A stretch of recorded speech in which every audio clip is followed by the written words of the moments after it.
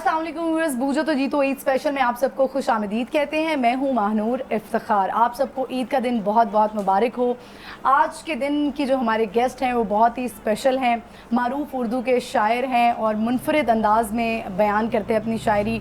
नौजवान नस्ल की अगर बात करें तो जिस तरह के नौजवान नस्ल के जज्बात हैं, एहसासात हैं, उनको वो अपने लफ्ज़ों में ऐसे ढालते हैं कि जिसकी वजह से नौजवान नस्ल उन्हें बहुत ज़्यादा पसंद कर रही है आजकल। और इसके साथ साथ जो है वो सोशल मीडिया पे भी बहुत मकबूलियत हासिल है। हमारे साथ मौजूद हैं तहज़ीब हाफिज़ साहब। अस्सलाम वालेकुम। वालेकुम अस्सलाम। कैसे हैं आप? मैं बहुत अच्छा हूँ, आप सुनाइए कैसे? मैं बिल्कुल ठीक हूँ। ईद का दिन बहुत बहुत मुबारक हो। बहुत शुक्रिया आपको भी। तो कैसी गुजर रही है आज का दिन ईद? अच्छा है सब। मतलब ये है कि अब मैं तो वही याद करता हूँ क्योंकि जब हम गांव में थे और हमारा बचपन हुआ करता था तो तब छत पे चढ़ के चांद देखना और वो सब। और वैसे भी हमें वो दूसरी ईद ज़्यादा पसंद है, ईद उल फित्र। हाँ जी। हाँ, तो ऐसा था कि वो ईद उल फित्र इसलिए ज़्यादा पसंद थी क्योंकि छोटे होते थे तो ईदी मिलने की खुशी होती थी और चांद देखने की खुशी होती थी। उसके बाद जैसे जैसे बड़े हो गए और जैसे जैसे बड़े होते गए तो वो सारी खुशियाँ कम भी होती गई कहीं। ठीक है, तो बड़ी ईद जो है वो कैसे मनाते हैं? ज़ाहिर है बड़ी ईद पे हमारे वैसे आपका जो लहजा है वो डिफरेंट लग रहा है। लाहौर से आपका ताल्लुक नहीं लग नहीं, रहा। मेरा साउथ पंजाब से है, तौसा शरीफ से। तो बस यही होता है कि कुर्बानी वगैरह कर ली जो अल्लाह का हुक्म है। और गर्मी बहुत ज़्यादा होती है इन दिनों में, काफ़ी टाइम से। तो जब से तो हम होश संभाला है तो ये जो ईद है बहुत गर्मियों में आती है, तो बहुत ज़्यादा गर्मी रहती है। ईद के बाद कुछ पका लिया, कहीं फूफों को ईद देने चले गए और उसके बाद शाम को कुछ खेल लिया, बस ऐसे। ठीक है, तो अभी भी ईद ऐसी है? ये तो थोड़ा सा ऐसा लग रहा है जैसे आप बचपन की ईद आपने बता दी हो। हाँ, मुझे सब कुछ वही याद रहता है जो मुझे अच्छा लगता है। तो अब भी मतलब ऐसा है कि ईद तो ज़ाहिर है मनाते ही हैं। मुझे इसमें एक फ़ायदा ये होता है कि जब ईद पे हम जाते हैं तो हमें ये पता होता है कि हमारे जितने रिश्तेदार कहीं दूर चले जाते हैं, कोई दोस्त, वो सब ज़ाहिर है अपने घरों को लौटते हैं। बिल्कुल ऐसे ही है। मेरी भी ईद कम ही कहीं बाहर गुजरी है। ठीक है, तो फैमिली के साथ ज़्यादा होती है। हाँ, और वैसे भी अगर त्यौहार जो हो वो परदेश में गुजर जाए तो वो वैसे भी बहुत अजीब लगता है। बिल्कुल ऐसे ही तो है। जमाल अहसानी का बड़ा अजीब शेर है कि यूं गुजरता है मेरे दिल से तेरे वस्ल का ध्यान, जैसे परदेश में त्यौहार गुजर जाता है। बिल्कुल ऐसे ही है। वैसे परदेसियों के लिए त्यौहार जो है वो गुजारना बड़ा मुश्किल बहुत होता है। मुश्किल आता है। तो यही पाकिस्तान में अगर कोई रहता हो तो वो तो चलें अपने अपने शहरों को चले जाते हैं, लेकिन अगर कहीं और जा रहे हैं, यानी बाहर के मुल्क जा रहे हैं, तो उनके लिए जो बहुत मुश्किल हो जाता है त्यौहार गुजारना। हर इवेंट, हर दिन गुजारना ही बहुत मुश्किल होता है। बहुत अच्छी बात की आपने। वैसे त्यौहार तो बहुत मुश्किल होता ही है, उनके लिए एक दिन भी बहुत मुश्किल होता है क्योंकि हर इंसान अपनी मट्टी से जुड़ा होता है। आदमी को वो सहन नहीं भूलता जहाँ से उसने पहली बार आसमान को देखा होता है। और ये कायनात का असूल है कि हर आदमी अपने असल की तरफ लौटता है, अपनी वापसी की तरफ लौटता है। मैं हमेशा से ये कहता हूँ कि जो मछलियाँ कहीं पहाड़ों में पैदा होती हैं और वो आबशारों से नीचे आके दरियाओं से होती हुई समुद्रों में जाती हैं, जब उनके मरने का टाइम आता है तो वो पीछे वापस आना शुरू होती हैं उसी दरिया से होते हुए। सारी उम्र बाहर गुजार के आपने देखा होगा जनाजे कतर एयरवेज से यहाँ पे आके आबाई ज़मीनों में दफन होते हैं, तो कुछ तो होता है अपनी मट्टी। तो हाफिज़ साहब ये बताएं मुझे कि आपकी शायरी में समंदरों और सहराओं का बहुत जिक्र है, इसकी क्या वजह है? मुझे ज़ाती तौर पर, चूँकि मैं रहा हूँ सहराई इलाके में, तो सहरा से तो मुझे वैसे ही इश्क है बचपन से। जहाँ से आँख खोली तो सहरा ही देखा। और समंदरों से इसलिए इश्क है चूँकि वो कभी देखा नहीं था।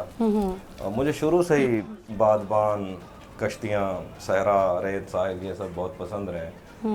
और पता नहीं है किस वजह से मोहब्बत थी। वैसे तो मुझे लगता है कि इंसान को जो बड़ी चीज़ें नेचर है उससे मोहब्बत करनी चाहिए। नेचर में भी कुछ ऐसी चीज़ें जो खौफनाक होती हैं उनसे मोहब्बत होता है। अच्छा, जैसे आर्टिस्ट होते हैं जो पेंटिंग करते हैं, जैसे वो कलर्स चूज़ कर लेते हैं, उनकी पेंटिंग्स में वही कलर्स नज़र आ रहे होते हैं ज़्यादा, तो आप इसीलिए आपने समुद्र और सहराओं को ज़्यादा चुना हुआ है? नहीं, मुझे लगता है ऐसा है कि जैसे मैं वही बता रहा था कि इंसान जो ब्यूटी की डेफिनेशन आमतौर पर जो होती है उसमें कहीं एक ये भी है कि इंसान को अजीम जुस्सा बोल रहा, जो चीज़ें अपनी हैत में बड़ी होती हैं, दिखने में बड़ी होती हैं, उनसे जिन चीज़ों से खौफ आता है वो चीज़ें ज़्यादा खूबसूरत लगती है। ठीक। इसलिए तो सारी दुनिया पहाड़ों में चली जाती है। पहाड़ चूंकि बड़े होते हैं वो इसलिए खूबसूरत लगते हैं। बिल्कुल ऐसे ही है। तो समंदर भी जितना बड़ा है वो उतना ही खूबसूरत लगता है। इदरीस बाबर का शेर है ना कि दिगर को सब जजीरों और सफ़ीरों का मुकद्दर लग रहा था, वो इतनी खूबसूरत थी कि उसको देख के डर लग रहा था। मतलब खूबसूरती वो है, आमतौर पर आप किसी लड़की को ऐसे शेर सुना दो तो वो ये कहती है कि यार ये मेरी तारीफ नहीं है, लेकिन ये तारीफ परेशान हो जाएगी कि खूबसूरत भी लग रही है और डर भी लग रहा है। कोई इतना खूबसूरत हो कि उसको देख के डर लगना शुरू हो जाए। तो मैं बचपन से मुझे समंदर बहुत भाता था, मैंने देखा हुआ भी नहीं था। तो बड़े होके समंदर भी देख लिया। फिर मैंने ये सोचा कि जो दरियाए सिंध आता है चाइना से और उन पहाड़ों से, तो वो कराची समंदर में कहीं तो मिलता है। फिर वो मैंने एक नज़्म पढ़ी थी कि जहाँ दरिया समंदर से मिलते हैं। खैर मेरी भी नज़्म है, वो ट्रांसलेशन तो नहीं है इसकी। तो मेरे मन में ये ख्याल आया कि मैं वो जगह देखूं जहाँ दरिया समंदर से मिलते हैं। तो मैंने ये सोचा कि अब सिंध दरिया है जाता है तो समंदर कराची में कहीं तो ये मिलता होगा। देखा आपने? हाँ, मैं उसका ही किस्सा सुना रहा था कि अब मेरे सिंध के दोस्त थे, मैं सिंध में रहा, तो हमने ये सोचा देखने जाते हैं। हम चलते गए, किसी ने बताया कि बदीन से आगे कहीं कोई जगह है। तो आहिस्ता आहिस्ता इलाकों में पानी आना शुरू हो गया। तो जैसे जैसे हम समंदर की तरफ बढ़ते गए ना, तो वहाँ के लोगों के चेहरे ही अलग थे, क्योंकि उन्होंने सारी उम्र पानियों में गुजारी। तो आप उनको, मैंने हमेशा ये कहा है कि जो लोग समंदरों के करीब रहते हैं, कभी वो शहरों में आए तो आप उनको उनकी आँखों और उनके चेहरों से भी पहचान लोगे। तो हम चलते गए तो एक अजीब सी जगह आ गई जहाँ पानी ही पानी था, दूर तक कुछ नज़र नहीं आ रहा था। तो उन्होंने कहा ये वो जगह है जहाँ दरिया समंदर से मिलता है। तो मुझे ना दरिया नज़र आ रहा था ना समंदर, मिक्स कहाँ हो रहा है कुछ पता नहीं चल रहा था, बस पानी ही पानी था। पानी ही पानी था। तो वो एग्जैक्ट जो जगह होती है अभी तक तो मैंने नहीं देखी। तो तहज़ीब हाफिज़ साहब, आपको सोशल मीडिया पे बहुत मकबूलियत हासिल हुई है, एक अरसे से जो है वो आप शायरी कर रहे हैं। तो ऐसा होता है ना कि स्टार्ट जब आप लेते हैं या आप जब शायरी करना शुरू करते हैं तो चंद दोस्त अहबाब होते हैं, उनको सुनाना शुरू करते हैं। तो आपने कहाँ से स्टार्ट लिया, कब आपने सबको इकट्ठा किया और वो शायरी सुनाना शुरू की? और सबसे पहले आपको दोस्तों ने अप्रिशिएट किया होगा कि वाह वाह क्या ज़बरदस्त आपने शायरी की है। वो मैंने एक जगह पहले भी कहा है कि उस वक्त छोटे मोबाइल होते थे जिसमें अगर आपने मैसेज सेव कर लिए, अगर 70 मैसेज सेव हो जाते थे तो अगला जब तक नहीं आता था जब तक डिलीट ना करो। बिल्कुल ऐसे ही है। तो जो कोई लड़की अच्छी लगती थी, जो महबूबा, उसके हम हाय वाले मैसेज भी सेव रखते थे। अब वो 70 सारे उसके मैसेज हैं। अब किसी और का मैसेज आना है और उसमें एक डिलीट करना है तो दिल ही नहीं करता था कि डिलीट कैसे करें। तो वो दिल पे पत्थर रख के हमको उस वक्त मैसेज डिलीट करना पड़ते थे। उस वक्त भी हमारा एक छोटा सा ग्रुप बना हुआ था, मैं तौसा में रहता था उस वक्त। तो हम एक दूसरे को शेर भेजते थे, 3-4 लोग थे। तो मुझे कोई शेर पसंद आया तो मैंने अपने दोस्त को भेजा, उसकी दाद आई, फिर उसने कोई भेजा, मुझे अच्छा लगा, मैंने दाद दी।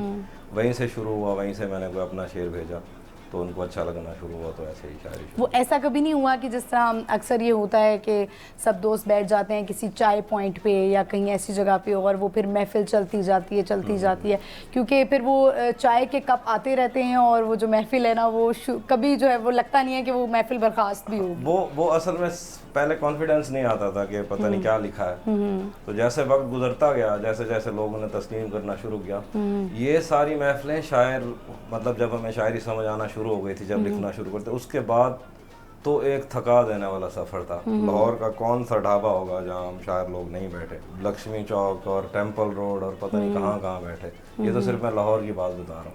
अच्छा। तो बहुत रातें गुजरी और पता ही नहीं चला कब सुबह हो गई, कब रातें गुजरी, पता नहीं चला। अच्छा, वैसे एक वक्त था जब अगर हम बात करें 9वीं 10वीं की जमात की बात करें या फर्स्ट ईयर सेकंड ईयर, तो उसमें भी बड़ी एक शायरी होती थी और उस वक्त बड़ी मुश्किल लगती थी पढ़ना और फिर उसकी तशरीह करना। तो आपके तो अंदर ही ये जो है वो शायरी इतनी बसी हुई है, तो आपके लिए तो बड़ा आसान होगा। हाँ नहीं, उस वक्त भी हमारे जो पढ़ाते थे उस्ताद, जो निसाब में शामिल है, हमारे कोर्स में शामिल, उनने बहुत मुश्किल कर रखा था। अच्छा। मिसाल के तौर पर मीर साहब ने शेर लिखा है ना, नाज की उनके लब की का क्या कहिए, पंखड़ी एक गुलाब की सी है। इस शेर की अगर हम सीधी सीधी तशरीह करते तो यही कि यार महबूब के होंठ ऐसे हैं जैसे गुलाब की पत्तियां हो। लेकिन उस वक्त भी इश्क हकीकी, इश्क मजाजी में हमें इतना उलझाया रखा।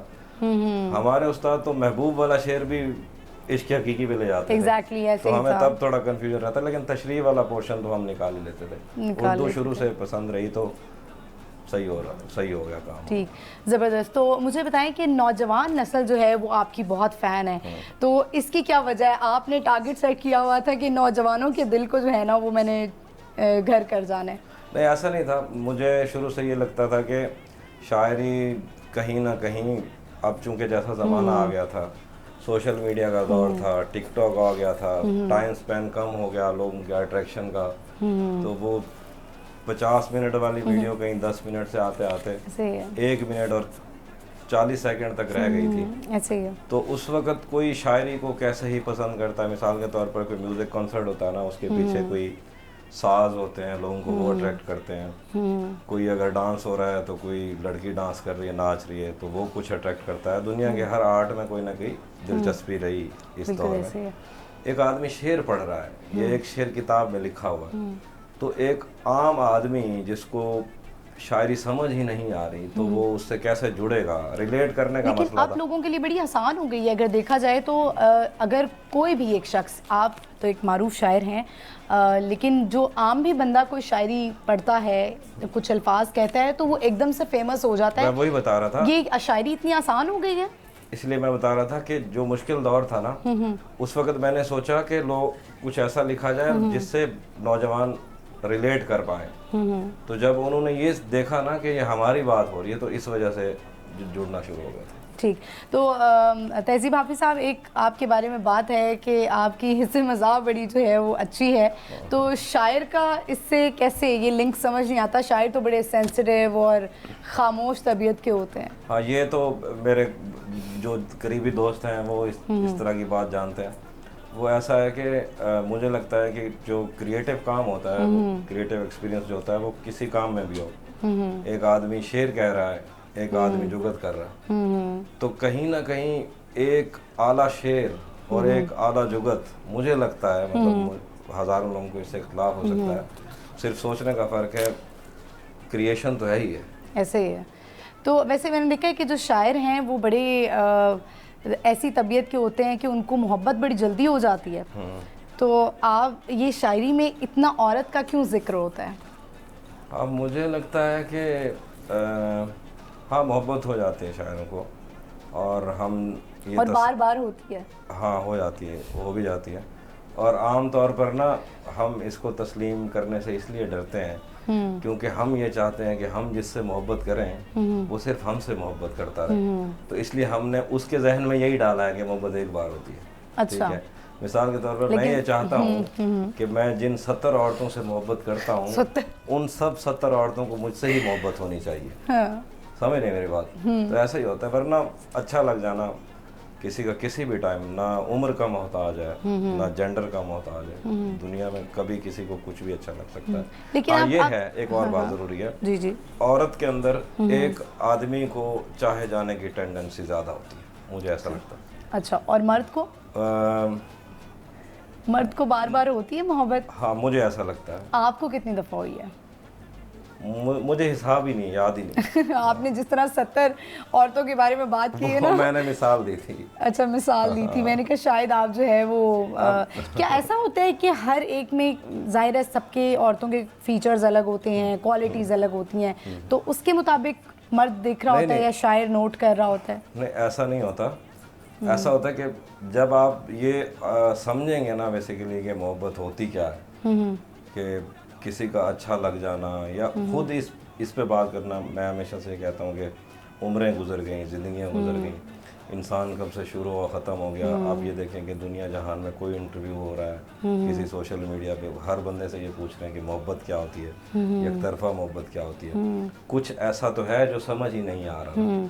ठीक है, ये सवाल हम यहीं पे रोकेंगे कि मोहब्बत असल में है क्या।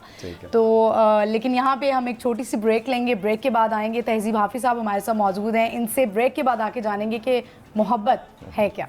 ब्रेक पे जाते हैं।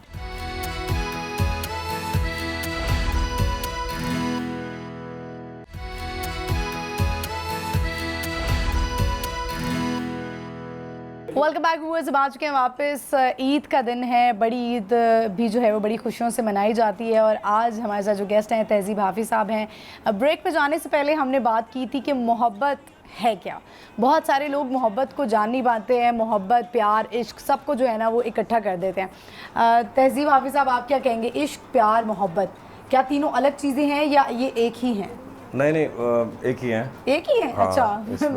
मेरे अंदर की जो थोड़ी सी शायरा निकली थी ना, उसने कहा था कि नहीं ये तीनों अलग चीज़ें हैं। नहीं वो सही है, पर इसमें अगर आप इसको अलग अलग रखना भी चाहते हो ना, तो इसमें ये होता है कि आप उसकी थोड़ी शिद्दत कम ज़्यादा कर सकते अच्छा, हो। वही मैं कह रही हूँ कि इसमें थोड़ी शिद्दत कम ज़्यादा हो कमी सकती बेशी आ है। जाती बहुत है। सा मतलब जैसे सूफिया के यहाँ दर्जे हैं इसको एक्सप्लेन करने के, तो जब खुद अभी तक मोहब्बत ही समझ नहीं आ रही तो हम इन लफ्ज़ों को अलग क्या कर सकते हैं। मुझे लगता है कि जैसे होते हैं इश्क, बताते हैं कि आखिरी दर्जा होता है इश्क का। हाँ, बिल्कुल। वो इश्क या बेल एक होती है, इश्क के उससे- जुनून। हाँ, इश्क एक बेल होती है बेसिकली, इश्क जिससे ठीक है। निकला है वो जिससे लिपटती है वो सूख जाता है, ख़त्म हो जाते हैं। आपको पता है बेल जो होती है वो सुखा देती है, उस वजह से उसको कहते हैं, वरना एक ही लफ्ज़ है।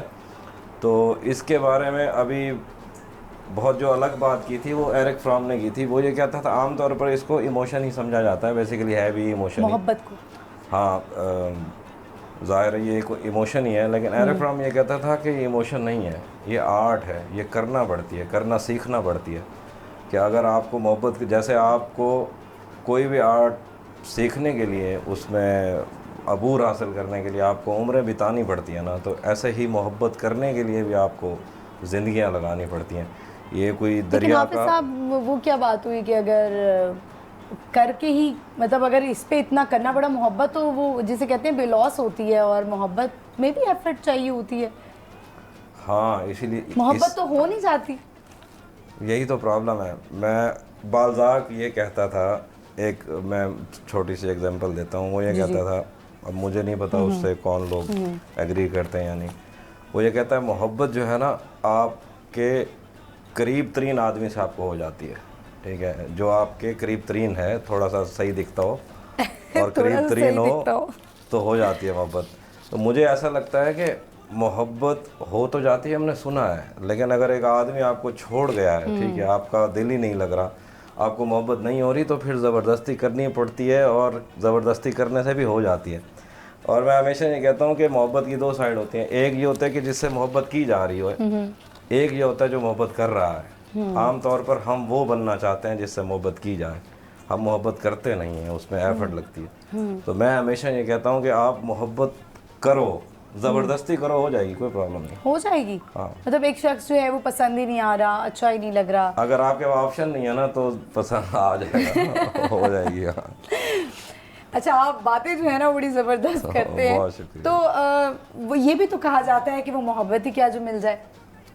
हाँ, नहीं हमारा देखिए ये बात आपकी बिल्कुल ठीक है। वो मोहब्बत ही क्या जो मिल जाए। हाँ, अच्छी बात है। मैं हमेशा से कहता हूँ कि मोहब्बत, अगर मिल गई, मोहब्बत का मिलना या ना मिलना ये तो प्रॉब्लम ही नहीं है, ये तो हमने खुद बनाया हुआ है कि मैं जिससे मोहब्बत करता था वो मुझे मिल गया, वो नहीं मिला, इससे फ़र्क नहीं पड़ता। अगर आपको कोई अच्छा लगता है ना, तो वो सारी उम्र आपको अच्छा लगना चाहिए, उससे मोहब्बत करते जाओ। इसका ये फ़ायदा होता है कि आप इस तरह दुनिया में 1 लाख इंसान से मोहब्बत कर सकते हो। क्योंकि आपको उससे कुछ नहीं चाहिए। जब आपको चाहिए ना, प्रॉब्लम यहाँ से शुरू होते हैं। तो मोहब्बत का मिल जाना ना मिलना। फिर एक और बात भी होती है कि यार पसंद की शादी, जिससे मोहब्बत की उससे शादी। जब मुझसे कोई पूछता है तो मैं ये कहता हूँ कि यार जिससे मोहब्बत है ना, उससे फ़र्ज़ करो मेरी शादी हो गई, और मैं ज़िंदगी के किसी एक लम्हे में ये सोच लूँ कि काश इससे मेरी शादी ना हुई होती, या ज़िंदगी के किसी एक लम्हे में वो ये सोच ले कि काश मेरी इससे शादी ना हुई होती, तो कहाँ गई मोहब्बत। तो उससे अच्छा यही है कि हम सारी उम्र ये कहते रहें कि काश मेरी उससे शादी हो गई होती।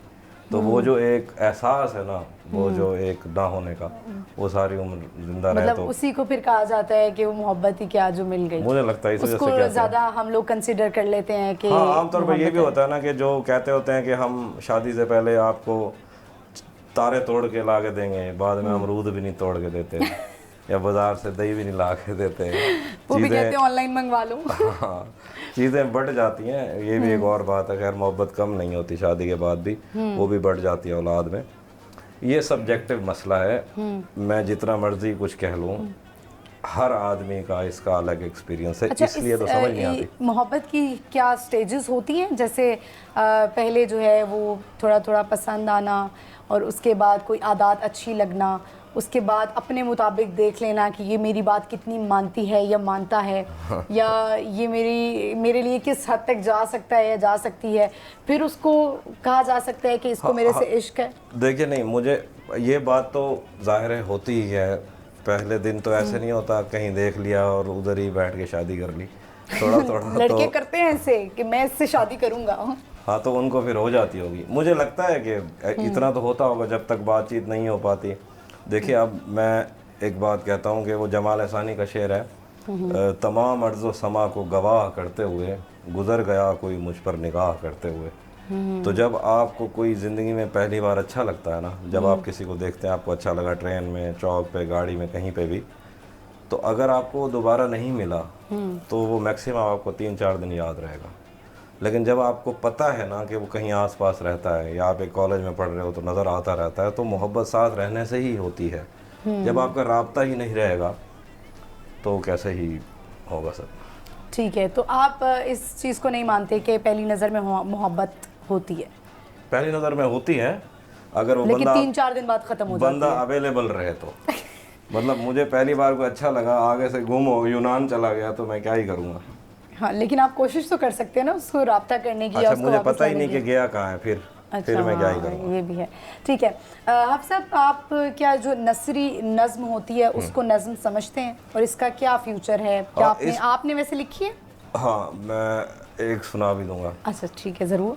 तो नसरी नज़्म का क्या है कि ये प्रोज पोइट्री चूँकि बाहर से आई थी 60s में, हमारे बहुत सारे लोग हैं जिन्होंने नसरी नज़्में कही भी हैं, और स्टार्ट में मुझे भी लगता था कि यार ये कोई काम नहीं है, या शायरी कर लो या नसर कर लो। लेकिन बाद में मुझे ये पता चला कि नसरी नज़्म है, उसका मामला ही कुछ और है। क्योंकि गज़ल है, नज़्म है, उसके कुछ पैरामीटर्स होते हैं, आपको एक ख़ास पैमाने में वो लिखनी होती है। जब आपका दुख दर्द किसी पैमाने से आगे होता है, फिर आप नसरी नज़्म कह सकते हो। मुझे ज़ाती तौर पर नसरी नज़्में बहुत पसंद है, ख़ास तौर पर सरवत हुसैन साहब की, ज़ीशान साहब की एक नज़्म है जहाज़। वो मैं नज़्म तो मुझे पूरी याद नहीं रही क्योंकि नसरी नज़्में याद नहीं होती। ठीक है। उन्होंने ना एक बहुत प्यारी बात की जहाज़ में। वो ये कहते हैं कि आप आज जिस पे लोग शायद काम कर रहे हैं, वो ये कहता है कि जहाज़ के अंदर एक लड़की बैठी, और जहाज़ ये सोचता है कि मेरे अंदर ये जो लड़की बैठी है, जब ये उतर जाएगी और जब ये अपने घर में चली जाएगी, और जब मैं इसकी छत से गुज़रूँगा तो मैं इसको पहचान पाऊँगा या नहीं। जहाज़ के पर होते हैं, वो इंसान नहीं है, तो वो अपनी आँखों पे अपने पर नहीं रख सकता। लोग कहते हैं कि जहाज़ रिबोट है, लेकिन जहाज़ मोहब्बत कर सकता है। तो जो शायर होते हैं वो एक नई राह दिखाते हैं। लेकिन आज भी हम यही सोच ही रहे हैं ना कि क्या रिबोट को कुछ एहसास हो सकता है, क्या वो मोहब्बत कर सकता है या नहीं। ये नज़्म उन्होंने 2000 मेरे ख्याल से 1960 की दहाई में ये नज़्म लिख दी थी। तो नसरी नज़्म मुझे अच्छी लगती हैं। मैंने एक कही है ताज़ा, वो मैं सुना देता हूँ जी। और ये जो आपने पूछा था शायर और औरत का रिश्ता, ताल्लुक, तो इस नज़्म पे शायर मुझसे नाराज़ भी हो गए थे। अच्छा, कि तुमने क्या सारा कुछ सच ही बता दिया। वो मैं नज़्म सुना देता। सच बता दिया? हाँ, मतलब शायर एक औरत को कैसे देखता है, वो एक नज़्म। इसका नाम है नज़्मों में दफन औरतें। नज़्मों में दफन औरतें। शायर के पास हमेशा एक खाली सफ़ा होता है, बिल्कुल हस्पताल के बिस्तरों की चादर जैसा, और उस पर लिखी गई हर औरत को बार बार मिटा सकता है। वो औरत को छूता नहीं, बल्कि उसकी जिल्द के नीचे बहती हुई कहानी को छूता है। शायर की छोड़ी हुई औरत मुकम्मल लम्स को तरसती है, क्योंकि शायर छूता नहीं, काटता है अपने लफ्ज़ों से। औरतें सारी उम्र ये सोचती हैं कि वो हथेलियाँ मोहब्बत में थरक रही थी, नहीं, वो हथेलियाँ उन्हें खोलने आई थी। शायर छू कर मादियत छीन लेता है। औरत उसके लिए जिस्म नहीं, रिवायत है। वो बालों को उंगलियों से नहीं समेटता, वो उनमें उलझे हुए ख्वाब नोचता है। वो तुम्हें बाहों में नहीं लेता, वो तुम्हें तोलता है तुम्हारी रीढ़ की हड्डी से खामोशी निकालने के लिए।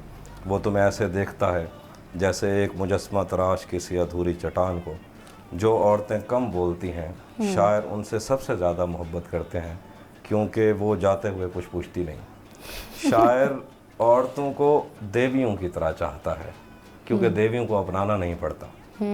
शायर औरतों को देवियों की तरह चाहता है, क्योंकि देवियों को अपनाना नहीं पड़ता, और उतनी देर तक चाहता है जितनी देर तक कोई श्लोक मुकम्मल ना हो जाए।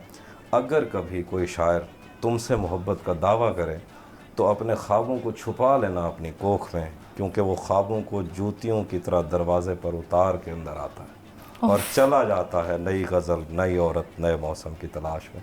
शायर के लफ्ज़ों का जहर कलम की निब से नहीं किसी औरत की नस से टपकता है।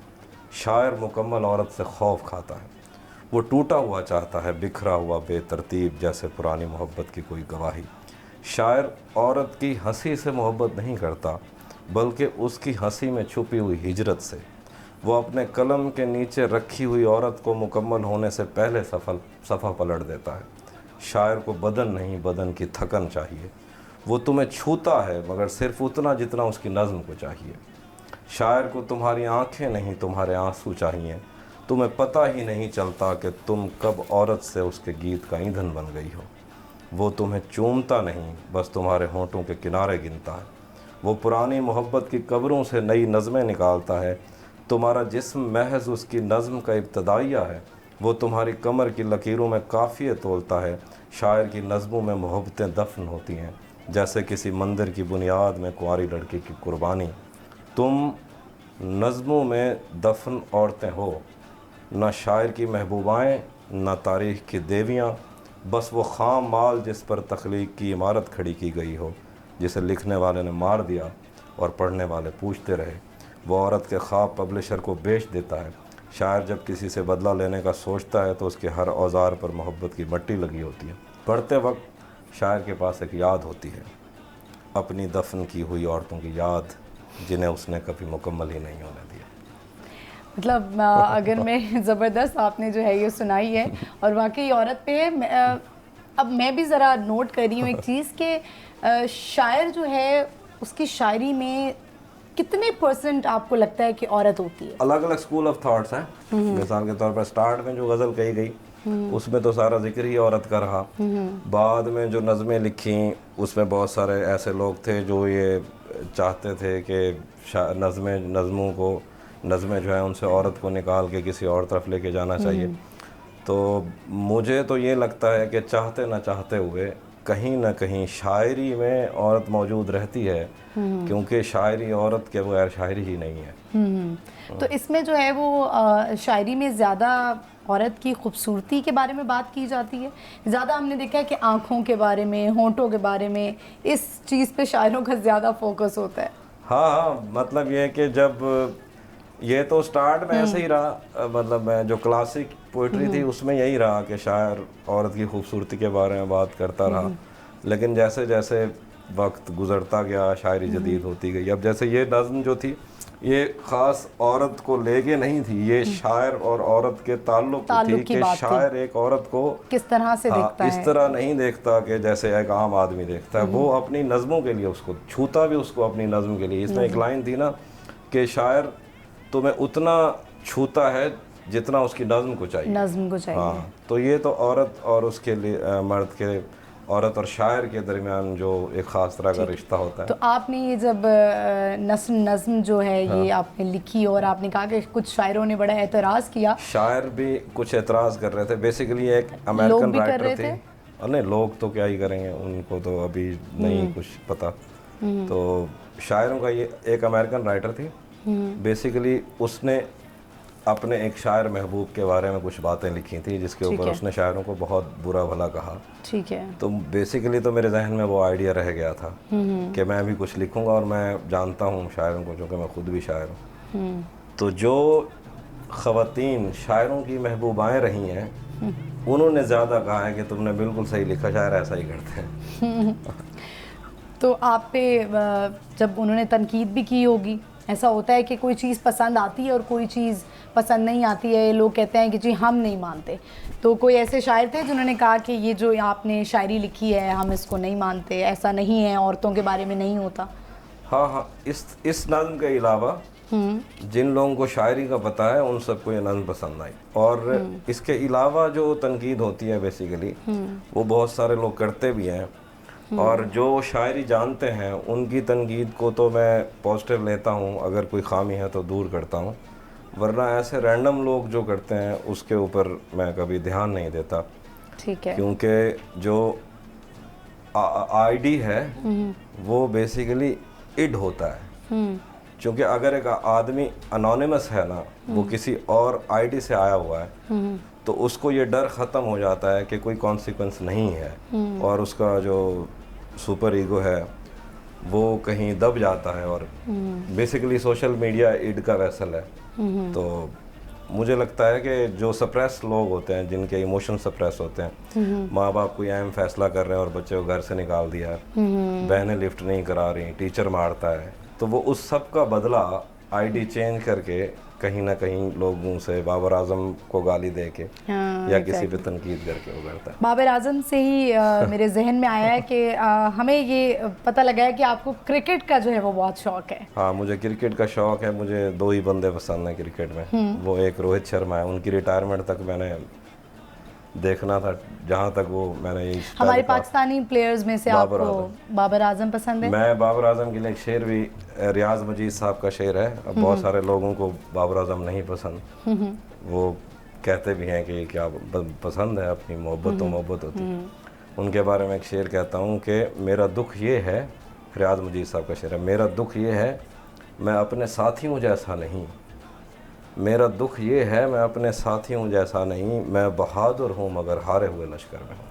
ज़बरदस्त। तो बहादुर है हारे हुए लश्कर में। तो मज़ीद बातें भी आपसे होंगी। यहाँ पे हम एक छोटी सी ब्रेक लेंगे और ब्रेक के बाद वापस आएंगे। Stay with us.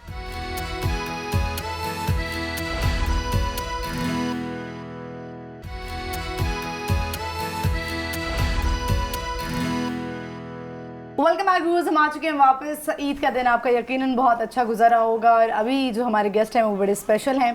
तहजीब हाफी साहब हमारे साथ मौजूद हैं। तहजीब साहब, मुझे बताएं कि ये सफ़र आपका कैसा जा रहा है, तहजीब हाफी वाला सफ़र? बहुत अच्छा है, ज़ाहिर है इसमें काफ़ी वक्त लग गया। 17 कहता रहा 4 साल पहले, 20-21 साल तो हो गए शायरी करते हुए। तो जब मैंने शुरू की तो मैंने कभी सोचा नहीं कि क्या होगा क्या नहीं, बस मुझे मोहब्बत थी। मैं हमेशा ये कहता हूँ कि हर वो आदमी जो शायरी करना चाहता है उसको कम से कम उतनी शायरी से मोहब्बत होनी चाहिए जितनी मुझे है। तो बस ये पागलपन होता है। शायरी एक पागलपन है, बिल्कुल पागलपन है, इसमें आपको कुछ भी नहीं नज़र आता। एक अरबी कहावत है कि शायरी औरत की तरह पूरा मर्द मांगती है, जिस्मानी तौर पर, जहनी तौर पर। आप अपना सब कुछ शायरी को दे दो बगैर सोचे हुए कि शायरी आपको क्या देगी। वैसे मैंने देखा आप औरतों को बड़ा अच्छा जानते हैं। हाँ जी, हाँ जी।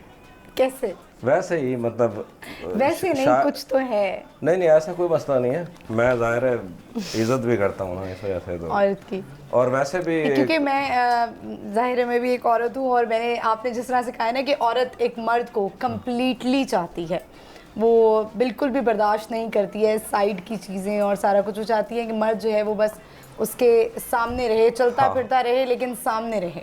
हाँ, मैंने वही कहा ना कि शायरी जो है वो भी ऐसे ही, जैसे शायरी औरत की तरह मर्द को मुकम्मल चाहती है। बाकी अगलियां गल्लां तुसी आप कर दी हैं, मैं तो शायरी दी हाल कर रहे थे। अच्छा, ठीक है। पहले जब आपने ये शायरी का आपको शौक हुआ, जाहिर आपने कहा कि 17 साल हो गए आपको शायरी करते हुए, तो पहले आप जो है बाकी जो शायर हैं उनकी शायरी करते थे, आपने खुद से कब लिखना शुरू किया? नहीं, मुझे खुद से लिखते हुए 17 साल हो गए। पहले मुझे लगता था कि जब मैंने पहला शेर लिखा ना, मुझे लगता था मैं ही शायर हूँ। और फिर आहिस्ता आहिस्ता बाद में मुझे पता लगना शुरू हुआ, तब मैं हैदराबाद और भी शायर हैं। हाँ, और भी शायर। तो वैसे ये होते हैं ना, जिस तरह आर्टिस्ट जो होता है, राइटर जो होता है, उसको वो कहते हैं कि हमें बहुत पीसफुल इन्वायरमेंट चाहिए होता है सोचने के लिए, समझने के लिए, इमेजिन करने के लिए। तो आपको भी जो शायरी है वो रात में ही आती है, उसकी आमद होती है? नहीं, ऐसा नहीं होता। हाँ, ये आमद वाला लफ्ज़ ठीक है, क्योंकि इसका सोर्स पता नहीं होता, ये कहाँ से आती है, कैसे आती है, इसका सोर्स अननोन है। लेकिन ऐसा नहीं होता कि कोई एक मखसूस टाइम हो। लेकिन मैं एक शायर है, उनका नाम नहीं लूँगा, जब मैं स्टार्ट शायरी कर रहा था तो ले लें आप नाम, कोई मसला नहीं, बड़े मशहूर शायर थे उस वक़्त। तो मैंने उनको फ़ोन किया, तो मैंने कहा मैं आपसे बात करना चाहता हूँ। तो उसने कहा ये मेरी शायरी लिखने का वक्त है। तो इस बात को भी मेरे ख्याल से 15-16 साल गुजर गए होंगे। तो मैं तब हैरान हुआ था कि ये कैसा शायर है कि ये किसी एक मखसूस टाइम पे लिखता है। शायरी को जगह नहीं चाहिए। जब शायरी आप लिखना शुरू करोगे ना, आप कहीं भी बैठे हो, अगर आप 1500 बंदों में बैठे होगे ना, तो आपका ध्यान साइड पे हो जाएगा। आप कहीं ना कहीं मोबाइल में लिख लोगे, आपके जहन में रह जाएगा कुछ जो घर जाके लिख लोगे। तो ये कहीं भी कुछ भी लिखा जा सकता है। नहीं, वो ऐसा होता है ना कि सारा दिन काफ़ी मसरूफ़ होता है, कोई ना कोई काम होते हैं। हाँ, दोस्त वगैरह आ जाते हैं, उनमें तो एक होता है, लेकिन एक कुछ नया और कुछ आपने नोट कर लिया और आपने कहा कि ये मैं इमेजिनेशन में जाने का वक्त। अक्सर जैसे हम रात के वक्त जब बेड पे जाते हैं, बिस्तर पे जाते हैं, तो बहुत ज़्यादा सोचते हैं, एक पिक्चर बन जाती है। बहुत अच्छी बात की आपने। हाँ, ज़्यादातर ऐसा होता है कि रात को जैसे ही सोने लगते हो उस वक्त आपका जहन चलने लग जाता है। लेकिन मैं ये कह रहा था कि अगर आप दोस्तों में भी है ना, आपको एक ख़ास तरह के जोन में तो जाना पड़ता ही पड़ता है ना, कि आपको कोई काम कर रहे हैं तो आप शायर शेर कैसे लिखेंगे। लेकिन अगर आपको जहन में आज कोई ख्याल आ गया ना कि आपको लगता है कि यार ये हो सकता है, तो फिर आप उसमें जोन में चले जाते हैं, क्योंकि शायरी से ज़्यादा आपको अजीज़ कुछ भी नहीं होता। तो आप वो सब महफिल छोड़ सकते हो अगर आपको शेर लिखने का मन हो तो इसके अलावा भी तहज़ीब हाफिज़ साहब आपके इंटरेस्ट हैं और भी कोई इंटरेस्ट? जैसे क्रिकेट का तो आपने मैंने आपसे पूछा है कि क्रिकेट आपको देखना बड़ा पसंद है। क्रिकेट भी एक दो लोगों की वजह से पसंद ही बताया। इसके अलावा मैं किताबें पढ़ता हूँ, फिल्में देखता हूँ साउथ इंडियन। अच्छा। हाँ, मुझे बहुत पसंद है। शुरू से ही मैं साउथ सिनेमा था, मेरे जितने दोस्त हैं वो सब जानते हैं कि मुझे साउथ इंडियन फिल्में बहुत पसंद है। अच्छा, आज आपने जो है वो चादर नहीं पहनी हुई है। अभी देखा। ठीक है, वो इसलिए आपने चादर पहनना शुरू की कि शायर जो है वो इस तरह दिखते हैं?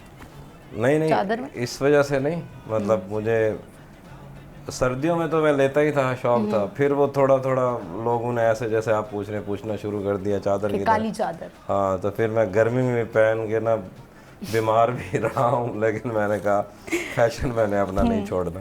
फिर आहिस्ता आहिस्ता वो मुझे अच्छी लगती है, क्योंकि मेरे अंदर ना औरतों वाला हया है। मेरे अंदर ना मुझे ऐसे लगता है मुझे कोई देख ना रहा हो तो मैं अपने आप को ढांपने के लिए चादर पहनता हूँ। मैं आपको सच बता रहा हूँ, झूठ नहीं कह रहा।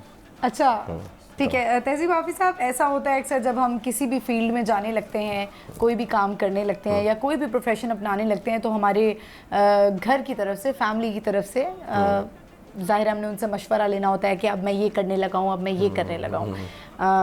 तो आपने जब कहा कि मैं अपनी फैमिली को यकीनन बताया होगा कि मुझे शायरी में इंटरेस्ट है और मैं इसी को एज अ करियर परस्यू करना चाहता हूँ, तो फैमिली की तरफ से क्या रिएक्शन था? नहीं, उस वक्त ऐसा कुछ नहीं था। मतलब जिस इलाके से मैं था वहाँ ऐसा नहीं था कि शायर बहुत अच्छा किसी उससे देखा जा रहा हो या प्रोफेशन की नज़र से देखा जा रहा हो। हाँ, तो फिर ऐसा था कि मैं छुपके ही शायरी करता था। बस अम्मी को बताया था कि मैं शायरी कर रहा हूँ, और पहले एक छोटा रिसाला कराची से छपता था, उसमें मेरी पहली गज़ल थी, तो मैं अम्मा को दिखाई। अब्बू को तो बहुत बाद में पता चला। अब्बू तो मुझे कहते थे कि यार जिस इलाके में हम रहते हैं वहाँ तो शायर लोगों को बसों से उतार लेते हैं कि गज़ल सुनता जा, तो किस काम में पड़ गया है। इस चक्कर में बहुत सारे प्रॉब्लम रहे, कोई पूछता ही नहीं था कि यार कुछ क्या कर रहा है क्या नहीं। अब वो पूछते हैं सभी करते हैं। अच्छा, मैंने बहुत सारे इंटरव्यूज़ भी किए हैं, जो भी सेलिब्रिटीज़ हैं, सबकी एक ही बात नज़र आती है कि एक अरसा जो है वो बहुत फैमिली की तरफ से पसंद नहीं किया जाता, या जो दोस्त अहबाब होते हैं वो कहते हैं तुम ये क्या काम कर रहे हो, इसमें कुछ भी नहीं है, ये अच्छा काम नहीं है। सच बोल रहा हूँ, कुछ सेलिब्रिटी में फिल्में भी चलाते हैं, उनको शुरू से बहुत सपोर्ट होती है। नहीं, ऐसा है, बहुत सारे लोगों के ऐसे स्ट्रगल, क्योंकि ये इस तरह की चीज़ें होती हैं, इस तरह के फील्ड होते हैं कि लोग जो हमारी सोसाइटी है उसमें कहाँ ही कोई आर्ट को समझता है। आर्ट को बिल्कुल नहीं समझा जाता, कम ही लोग समझते हैं। थिएटर देखने का शौक है आपको? हाँ, थिएटर तो जैसे आर्ट की माँ समझा जाता है। अब उस तरह का काम तो यहाँ पे हो नहीं रहा, लेकिन जाहिर है पसंद तो मुझे बहुत है। थिएटर आपने देखा है यहाँ पे जो लाहौर में अलहमरा हॉल है, वहाँ पे काफ़ी थिएटर होते हैं, प्लेज होते हैं। किस तरह के मतलब ये प्लेज होते हैं? जैसे ये एक तो स्टेज ड्रामा वगैरह होते हैं। नहीं, एक थिएटर होता है, प्ले होता है, कहानी मैं होती उसी है। की बात कर रहा था जी। वो बहुत सारे ऐसे हैं वो जो मतलब स्टार्ट में तो देखता था, मुझे नहीं पता कहाँ होते हैं, अगर कोई हो रहा होगा तो मैं लाजमी देखूंगा। अलहमरा में काफ़ी थिएटर होते हैं और बड़ी अच्छी अच्छी स्टोरीज होती हैं। आपका कोई प्लान है ड्रामा लिखने का? स्टार्ट में मैंने बहुत कोशिश की, जब मैं नया नया लाहौर में आया था तो मुझे क्रेज़ था। इनफैक्ट मेरा आखिरी जो ख्वाहिश है या सपना है वो यही है कि मैं एक बहुत अच्छी फिल्म लिखूं। फिल्म लिखना तो चाहते हैं ड्रामों के लिए भी मैंने बहुत मेहनत की लिखने के लिए। कोई कहता था इधर आ जाओ, DHA के 18 घर फिर फिर के वो कहते थे कहानी दिखाओ, मेलें कर कर के थक गया। फिर वो एक ख़ास तरह की पता नहीं क्या लॉबीज थी या क्या, तो फिर मैं थक गया ड्रामों से। और ठीक है, ऐसे ही। तो कोई एक कहानी अगर आप शॉर्टली सुना सकें? नहीं, वो मेरी चोरी हो जानी, किसी ने फिल्म बना दी, क्रेडिट। अच्छा, यानी आपने वो महफूज रखी हुई है। हाँ, कुछ है कहानियाँ तो जाहिर है, एक शायर है तो कहानियाँ तो इंसान के अंदर जन्म लेती रहती हैं हर वक्त ही। ठीक है। तो हज़ारों कहानियाँ। अब मैं कहानी का सिलसिला ये होता है कि वो या तो पूरी मुकम्मल सुनाई जाए, तो अगर मैं वन लाइनर सुनाऊंगा वो तो एक खास तरह का आइडिया वो समझ नहीं आएगा। नहीं, आप महफूज रखें, हो सकता है कि आने वाले दिनों में आपका जो है वो कोई ड्रामा चले और बहुत अच्छा चले इंशाल्लाह। प्रोग्राम का वक्त जो है वो ख़त्म होता है। बस आखिर में आपसे कुछ ना कुछ हम सुनना चाहेंगे, जो आपका दिल चाहे वो आप हमारे जो नाजरीन हैं, हमारे व्यूअर्स हैं, उनको सुना दीजिए। हाँ, मैं सुनाता हूँ। आखिर पे तो मैं कुछ गज़लें सुनाऊंगा। जी जी ज़रूर। ये समंदर के ऊपर नज़्म है। इसमें क्या होता है कि एक माहीगीर जो है, एक मछेरा जो है, उसका वो समंदर से ये कह रहा है कि ऐ समंदर मुझे माफ़ कर दे कि मैं तुझसे रिस्क भी लेता हूँ और कहीं ना कहीं तुझे छलनी भी करता हूँ। तो उसका एतराफ़ है। इस नज़्म का उन्वान है समंदर मुझे बख्श दे। आखिर में मैं कुछ गज़लें सुनाऊंगा। समंदर मेरे पाँव में रेत है और मेरी हड्डियों में नमक घुल चुका है। मेरी कश्तियों पर फड़कते हुए बादबां फट चुके हैं। मेरी सारी जवानी तेरी वुस्सतों में कहीं गर्क है। तू मेरी रस्सियों की महक है, मेरी उंगलियों की ज़बां है। समंदर तेरा इश्क तो मेरे खुलियों में जकड़ा है और तेरी लहरों ने मेरी लकीरें मिटा दी। गीले जूते पहनकर मैं जब साहिलों पर उतरता तो तूने हमेशा किसी लहर को आगे भेजा, मेरा खैर मकदम किया। मैंने जब तेरे सीने पे कश्ती उतारी किसी लहर ने मेरे चप्पू न रोके। मैं तेरी वुस्सतों में भटकता हुआ कोई साया भी हूँ और तेरे शोर का तर्जुमा भी, मगर मैं मछेरा हूँ और तेरी गहराइयों में थरकती हुई मछलियाँ मेरे बच्चों का लुकमा भी हैं। तेरे सीने पे अब भी मेरे जाल के ज़ख्म हैं और मेरी कुंडियों से तेरी कोख ज़ख्मी है। मेरे चप्पू तेरी छातियों पे निशान डालते हैं। मैं तेरी बेकरानी का वारिस भी हूँ, तेरा मुजरिम भी हूँ। हो सके तो मुझे बख्श दे, ऐ समंदर मुझे बख्श दे। ज़बरदस्त सर। आखिरी एक सवाल जो है वो मैं करना चाहती हूँ कि जदीद शायरी में और पुरानी शायरी में कोई फ़र्क है? हाँ, मतलब जो एक क्लासिकल शायरी होती है, रिवायती शायरी जो हमारे असातिज़ा ने लिखी, अब एक जदीद शायरी। अब इसका जैसे कोई आपका फोकस जदीद शायरी पे? हाँ हाँ, तो हम तो जदीद शायरी करते हैं, लेकिन हम किसी सतह पे क्लासिक से जुड़े हुए हैं। क्लासिक का मुताला है, इस वजह से हम जदीद शायरी से जुड़ के भी क्लासिकल शायरी से भी जुड़े हुए हैं। ठीक है। तो जो जदीद शायरी होती है उसमें ये नहीं होता कि नई शायरी है तो आप सिर्फ नया लफ्ज़ लगा दो। ये ट्रीटमेंट होता है कि आप शेर को ट्रीट कैसे करते हो। तहज़ीब हाफ़िज़ साहब, आपने कोई गज़ल ऐसी नहीं लिखी जो औरत पर हो? मतलब एक तो आपने नसर नज़म तो सुना दी, कोई गज़ल हो, कोई शेर, कोई 2-3 शेर अगर आप सुनाना चाहें। अच्छा, आपके साथ आप जब मैं आपसे इंटरव्यू कर रहा था कि असल में क्या हुआ कि मैंने ये सोचा हुआ था कि मैं नज़में ही सुनाऊंगा। ठीक है। तो एक औरत पे नसरी नज़म ही है, लेकिन वो मैं नहीं सुनाता। मुझे लगता है आप नसरी नज़मों से तंग आ चुकी हैं। नहीं नहीं, बिल्कुल क्योंकि गज़ल के अंदर क्या होता है कि एक शेर बिल्कुल समझ आ जाता है। मैं एक गज़ल सुना देता हूँ। गज़लें सबने सुनी हुई इसलिए मैं कतरा रहा था जी। एक गज़ल है। भरम रखा है तेरे हिज्र का वरना क्या होता है। मैं रोने पे आ जाऊं तो झरना क्या होता है। मौत तो मेरी मुट्ठी में रहती है उसकी खातिर, इससे भी आगे जा सकता हूँ मरना क्या होता है। वाह। मेरा छोड़ो, मैं नहीं थकता, मेरा काम यही है, लेकिन तुमने इतने प्यार का करना क्या होता है। और जिन पर वो आंखें उठी हैं उनसे जाकर पूछो, डूबना क्या होता है, पार उतरना क्या होता है। आपकी नज़रें बन गए। मैंने जो कुछ भी सोचा हुआ है मैं वो वक्त आने पे कर जाऊंगा। तुम मुझे जहर लगते हो और मैं किसी दिन तुम्हें पी के मर जाऊंगा। वाह। तू तो बीनाई है मेरी, तेरे अलावा मुझे कुछ भी दिखता नहीं। मैंने तुझको अगर तेरे घर पे उतारा तो मैं कैसे घर जाऊंगा। मैं खला हूँ, खलाऊँ का नेमुल बदल खुद खला है, तुम्हें क्या पता। मैं तुम्हारी तरह कोई खाली जगह तो नहीं हूँ कि भर जाऊंगा। चाहता हूँ तुम्हें और बहुत चाहता हूँ, तुम्हें खुद भी मालूम है। हाँ, अगर मुझसे पूछा किसी ने तो मैं सीधा मुंह पर मुकर जाऊँ। जिस शख्स को देख के जीते हो खुद उसको बुरा कह देते हो। हाफी तुम्हें याद नहीं रहता तुम पी कर क्या कह देते। ज़बरदस्त। तहज़ीब हाफ़िज़ साहब, जाते जाते आप कोई हमारी जो नौजवान नस्ल है जो देख रहे हैं या जो जिस तरह आप करते आ रहे हैं अरसे से शायरी, और लोगों को जो इंटरेस्ट है, कुछ यंग जो लड़के लड़कियां हैं, आप उनको क्या मशवरा देना चाहेंगे? मैं सिर्फ यही कहूँगा कि शायरी को, जैसे मैंने पहले बोला, मोहब्बत करनी चाहिए शायरी से। शायरी से मोहब्बत करें, शायरों के शेर याद करें और आहिस्ता आहिस्ता शायरी आती है। दुनिया के किसी आर्ट में कोई चोर सोच नहीं होता कि आप ये कर लो।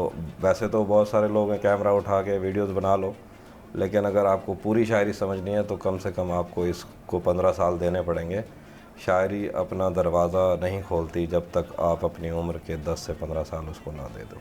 ठीक है व्यूवर्स, इसी के साथ ही प्रोग्राम का इख्तिताम होता है। बूझो तो जीतो टीम की जानिब से, हम मेरी जानिब से और तहज़ीब हाफ़िज़ की जानिब से आप सबको ईद का दिन बहुत बहुत मुबारक हो। खुदा हाफिज़।